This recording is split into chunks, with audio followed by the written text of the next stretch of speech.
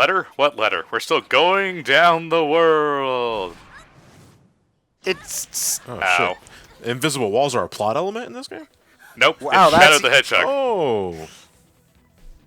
This... Your adventuring days are coming to an end. Dude, okay, I randomly decided to come down here because someone dropped a letter. Were you waiting for me this whole time? I waited here for Who do like you 3 think- weeks. Who do you think made Yeah, that we- letter? we have- Oh my god! Yeah, we have to get past Raven and fall all the way down. Now, normally in this boss fight... Someone play she's- For True Story. Yeah. But no, normally in this boss fight, she will just decide to zoom past you and start throwing a lot of really hard-to-avoid attacks. Holy wow. Oh, rubber that's- banding, okay. Hang on. Yeah, rubber banding, Over- but I get myself right in front of her so she can't get any further ahead. So you pretty much broke her AI. Yeah. Okay, this is over 3,000 yards? Yeah. That's... How many We're football? 30 scoring 30 football touch, fields. scoring 30 30 football fields. 30 touchdowns. Oh, it's like more like 35 football fields or something. I'm like, Jesus Christ. So as long as you stay in front of her, she can't zoom past you. She can't actually Start fight attacking, you. yeah. Well, as long Okay. as you're directly in front of her, like Okay, standing so where... like my favorite Dungeons and Dragons setting has a mountain range called the Spine of the World. I think it needs to give up its name, because like. Nope, she knocked me in front of it. Damn. Damn. So much for your That's the AI opposite. locking Damn, strategy. not here. So Yeah, no, much. this is what she normally tries to do. So much for your AI locking strategy. Yeah, but I basically cheesed half that boss fight. Cool. And I baited her. I assume you can come back here and get the gems afterward. I think so, and it's not, again, like I said, there's Not really more than necessary, enough. but there seems to be a lot here. Yeah, So- there's more than enough gems to. Ow. Don't. Damn spines and their bony protrusions. What are those called again? There's a name for that. I don't remember what it vertebrae? was. No, the vertebrae are the individual. Ha! I got her again. Are the individual pieces of the spine. I'm Come talking on, about the- cat, move out of the way! I'm talking Stop. about I'm talking about the bony protrusions that stick out of the vertebrae. I guess, Raven, that you're too slow. Like, I know Damn it. individual parts of bones have different names. The only one I can remember is the orbit. Her model doesn't even move. It just kind of But- floats No, around. that's why it looks so hokey. As for the name of the bone, though, Lewis, I don't know the name of the protrusions out the spine. I didn't even know they had names. Well, Different everything parts- has a name, John. Different parts of bones have different names, and I'm only like consciously aware of this at the moment because I've been watching Your Dinosaurs Are Wrong lately. Because he constantly, one of the things he does regularly. Well, fuck you too, buddy. One of the things he does regularly is he'll say the name of a part of a bone, and then he'll say, "Oh, it's this part," because he remembers halfway through the sentence he's talking to people who probably don't know that. And that's the entire boss chase. Cool. Whoa. I cheesed it. Somehow I don't think the letter survived. I don't think anyone cares at this point. Yeah, it's such a random thing to start going down in here, though. It's just like, it sounds like the beginning of a side quest, and then it leads to, like, world-building plot shenanigans. Like, it's... Do we ever find this letter and give it back to the person? We do. Okay. Okay, so that glad to know that worked. But just sort of on this random side quest, Cat discovers that the world is being eaten. Yeah, basically. Neat. Okay.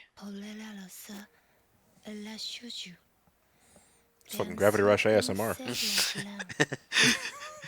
And today, we're gonna go on a tangent. And while I do, I want you to imagine that I'm brushing your hair.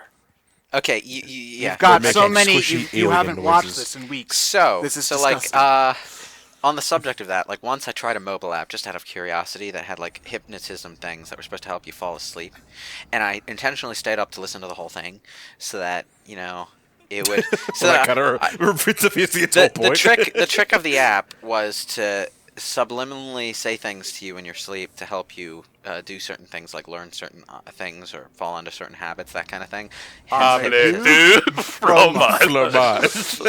the idea, but for the life of me, I don't remember ever listening to a point in the audio track where it was doing anything other than trying to make you relax and fall asleep.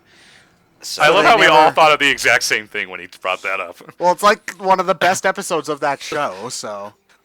But they We should make our own stuff of that sort of shit. Yeah, Pikmin 2 sucks. Yes. Pikmin 2 sucks. You guys all know the Lost Boys from Peter Pan. It's kind of like that right now. Imagine a cascading, joyous ocean view. Subscribe to BrainScratch. Wait, so we're being kidnapped by small children? Yes.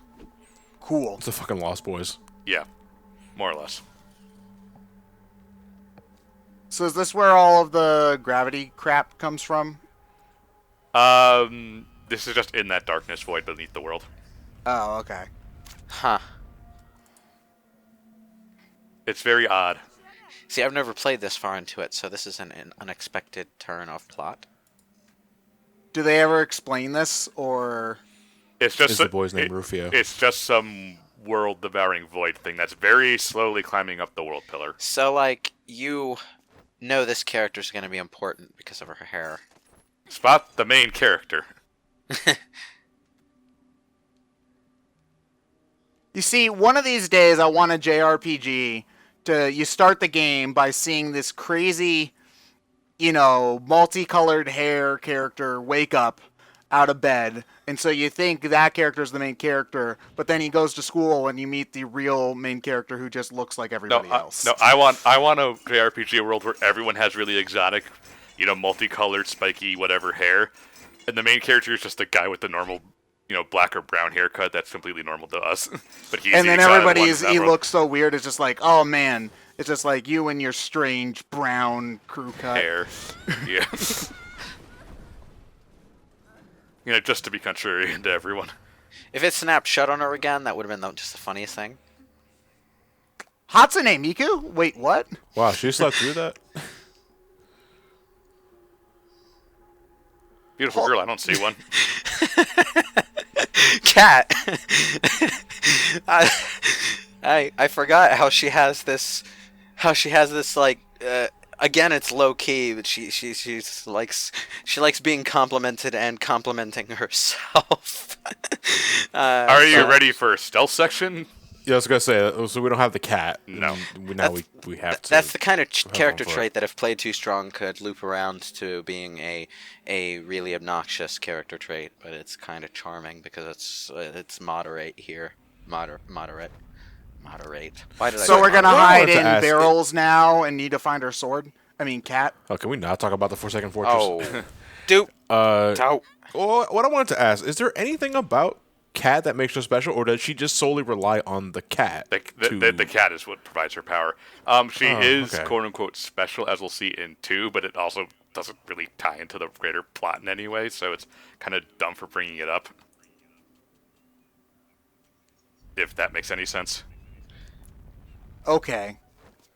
But like every gravity person needs their own cat to do their powers. Well, right? their own animal thing, yeah.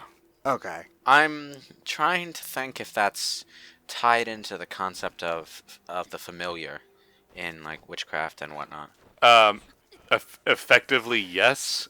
Well, I mean, if that's what they're intentionally just- tying it into, or if it's just sort of a coincidental thing. In what way? sort What are of- you getting at? Animal companion. It's Yeah, but the thing about familiar is, correct me if I'm wrong, is that it is the master that conjures up the familiar. Dusty just hands the cat for. It depends on the. It depends on, like, for example, there's the Golden Compass kind of series where the animals are. It's different. Everybody's got one.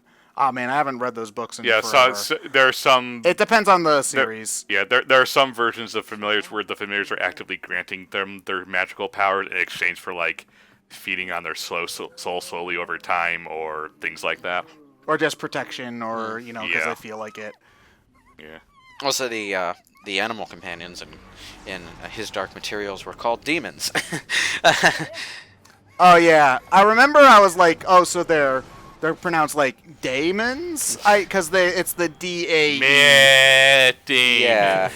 Yeah. And like the only thing that I can think of that's actually used that word with the weird archaic spelling is Final Fantasy 15. Oddly enough, they do that too. Only they verbally say it, so you have no reason to be confused.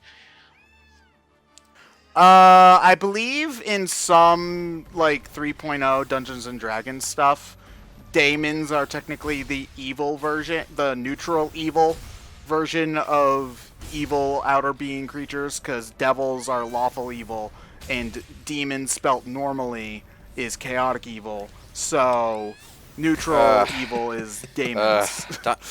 Because every life Sounds has like their Dungeons own and Dragons, alright. thing. Always trying to find some weird ass way to add more to their lore. And then a new edition comes out. Most of it's rendered obsolete, and things are kind of. And then everyone complains And that it's different. things kind of make sense for about 2 years until they start the process over again. Ugh. I hear 5.0. 5.0 is pretty good though. It's I good, haven't yeah. played it myself. I know more but- people who like it more than Well, 4.0. 4.0 kind of had the Anything problem new. of being way too focused on combat mechanics. I think I've heard people describe it as video gamey, but Oh yeah, Wow. people. That was the It's big al- thing. it- It's like, it- oh, it's a it's almost- video it's- game. It's almost like all no, video no, game RPGs stem from video Dungeons & gaming in Dragons the in sense some form. there's too much emphasis on the combat mechanics being tactical, but the thing is, when you translate that into a pen and paper game, I mean, in regular Dungeons & Dragons 3.0, 5.0, everything, okay, combat already takes a while because you're going move by move and rolling on every dice roll individually, so stuff that would take about a second in a video game takes several minutes. Talking There's is a more free action. stuff to handle in 4.0, so stuff takes longer to resolve. Yeah, that's true. Because especially if you're dealing with people who are So, new to like- the rules, combat already takes So from like from an people who've hour spent for a time playing relatively simple 4.0, engagement. what I've heard is that it's good if you like the combat to be super tactical. There's a lot you can do with it, but at the same time, it bogs down the other elements of the game, so it's a kind of a lopsided experience, you know? That was the major problem with it. And the thing is, a lot of the people who are interested in RPG combat specifically are more the types who want to play the video games. So, you know, for pen and paper, you have to have a balance. There has to be a balance between elements. You have to emphasize the stuff that makes pen and paper unique to some extent. Otherwise, well, it's just redundant. Not to mention, pen and paper RPGs are more of a social experience anyway. And, you know, even though the stereotype might imply I that have this no is idea not the where that case, stereotype but came from. nobody really wants to spend all day arguing about I rules, have no America. idea where that Like, stereotype came from. How would you even have the chance to be into pen and paper games if you didn't have friends to play them with? I want to get into pen and paper RPGs. The problem is that I don't have friends to play them with.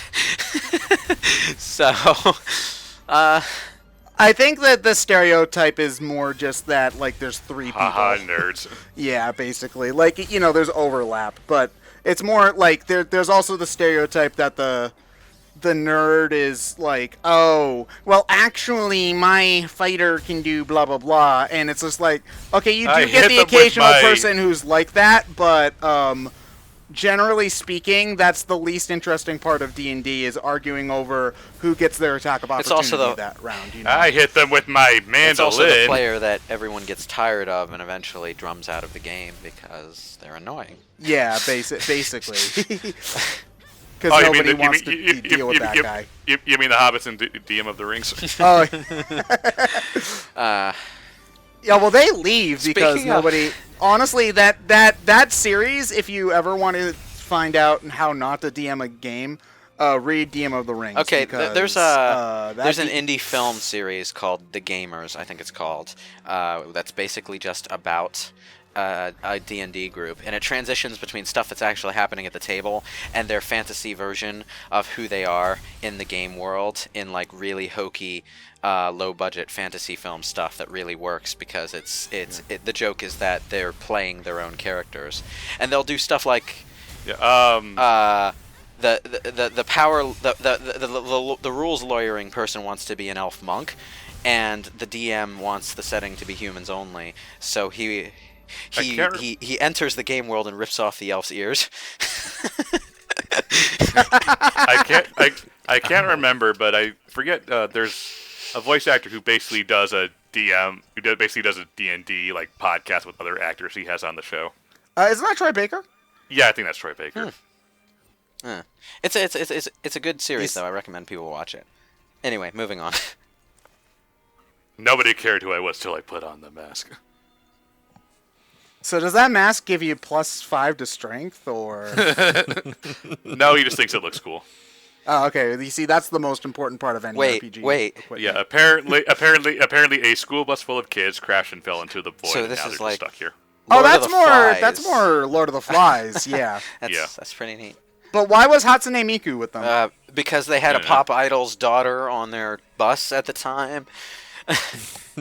Probably. Why they put her in charge of guard duty, I'll never know. She's obviously brilliant. Lord of the Flies would be very different if someone had gravity altering powers. Actually, not really, because children... No, it's not just children. Humanity's awful, and everybody would start squabbling and trying to kill each other. If someone had gravity altering powers, they'd just fly off the island. Okay, maybe the pig then would have gravity altering powers. Well, I mean, But then that would mean that... I bet he wish he did by the end of it. Think about it. That would be giving them reason enough to shit their pants.